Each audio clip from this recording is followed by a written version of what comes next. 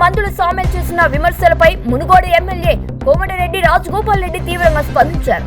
సామేలును నమ్మి Congress party ticket ఇప్పించి తప్పుడు వ్యక్తిని గెలిపించినందుకు తుంగతుర్తి కాంగ్రెస్ నాయకులు కార్యకర్తలకు క్షమాపణలు చెబుతున్నానని వ్యాఖ్యానించారు. అయితే తనకు ఎవరితోనూ వ్యక్తిగత విభేదాలు లేవని, ప్రజాప్రతినిధిగా ఎమ్మెల్యే సామేలును గౌరవిస్తానని రాజగోపాల్ రెడ్డి స్పష్టం చేశారు. రాజకీయ విమర్శలు వేరని, వ్యక్తిగత స్థాయిలో ఎలాంటి విభేదాలు లేవని చెప్పారు. అలాగే సామేల్ చేసిన వ్యాఖ్యలకు కాంగ్రెస్ కార్యకర్తలు ఎవరూ ప్రతిస్పందించవద్దని ఆయన సూచించారు. వివాదాలను మరింత పెంచకుండా సంయమనంతో వ్యవహరించాలని పార్టీ శ్రేణులకు పిలుపునిచ్చారు. ఈ వ్యాఖ్యలతో తుంగతుర్తి నియోజకవర్గ రాజకీయాలు మరోసారి చర్చనీయాంశంగా మారాయి. కాంగ్రెస్ నేతల మధ్య కొనసాగుతున్న మాటల యుద్ధం రాజకీయ వర్గాల్లో ఆసక్తిని రేపుతోంది. తుంగతుర్తిలో ఉన్న కాంగ్రెస్ పార్టీ కార్యకర్తలందరికీ ఒకటే మాట చెప్తున్నా, నా అభిమానులకు, నా పిలుపు మేరకు సామేల్ని గెలిపించిన మీరందరికీ కూడా నేను క్షమాపణ చెప్తున్నా. ఒక తప్పుడు వ్యక్తిని తీసుకొచ్చి టికెట్ ఇప్పించినా అని చెప్పి నాకు అర్థమైంది. మీకు క్షమాపణ చెప్తున్నా. మందుల సామేల్ గారు ఏది ఆలోచించి మాట్లాడుతుర్రో, నాకు టికెట్ ఇప్పియమని చెప్పి మా ఇంటికి ఒక 100 సార్లు వచ్చిండు. మన తుంగతుర్తితో సంబంధం లేకపోతే మా ఇంటికి వచ్చి టికెట్ ఇప్పియమని ఎందుకు అడిగిండో నాకు అర్థం కాలే.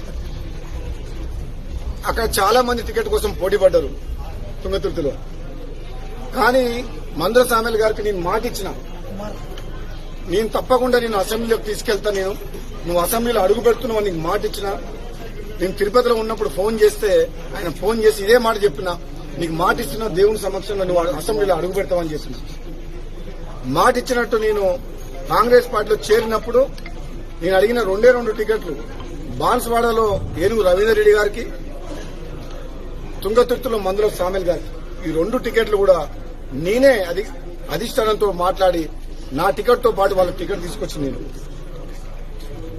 అదే కాకుండా ప్రచారం కూడా వ్యక్తిగతంగా నేను మున్గోడు ఎమ్మెల్యేగా వండుకుంటూ నకరికల్లు, తుంగతుర్తి, భువనగిరి, ఆలేరు, సూర్యాపేట ఈ నియోజకవర్గాల్లో నాకున్న తక్కువ సమయంలో కూడా వాళ్ళ గెలుపు కోసం నేను ప్రచారం చేసి వాళ్ళందరినీ కూడా గెలిపించిన.